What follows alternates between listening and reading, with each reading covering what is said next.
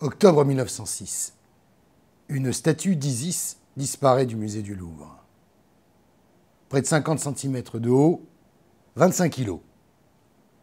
Pas vraiment facile à dissimuler. Et pourtant. Un mois plus tard, c'est une statuette vénitienne qui se volatilise. Cela va donner l'idée à un reporter du journal L'Intransigeant, Félix Métainier. Une sacrée idée. Il part au Louvre et s'empare à son tour d'une épitaphe romaine.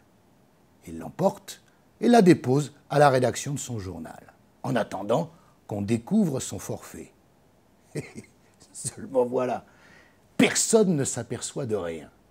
Et le confrère d'écrire un article au vitriol pour charger les gardiens du musée. « Au fait, écrit-il, pendant que j'y étais, pourquoi n'aurais-je pas volé la Joconde ?» Il ne croit pas si bien dire. Car, quelques années plus tard, en août 1911, la boutade va devenir réalité.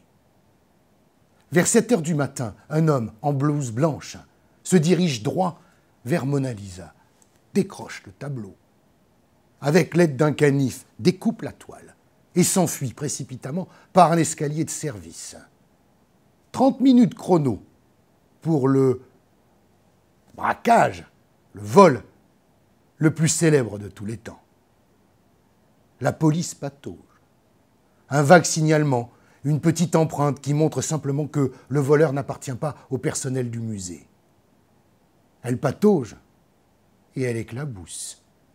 Le poète Guillaume Apollinaire va passer 5 jours en prison, à tort. Il en restera meurtri toute sa vie. Pendant ce temps-là, le véritable coupable, Vincenzo Perugia, conserve la toile dans sa chambre de bonne. Il va la garder 2 ans. À la fin 1913, il part à Florence avec le tableau caché dans le double fond de sa valise.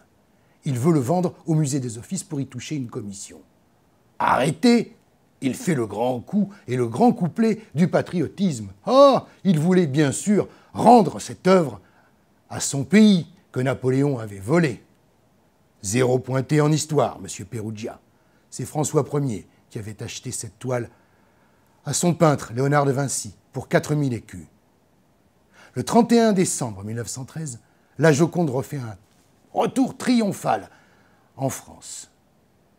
En réalité, le public ignorait l'existence de ce chef-d'œuvre. Et c'est grâce ou par ce vol qu'il en a découvert l'existence. Cette affaire rocambolesque, digne des meilleures histoires policières, est à découvrir ce mois-ci dans Historia.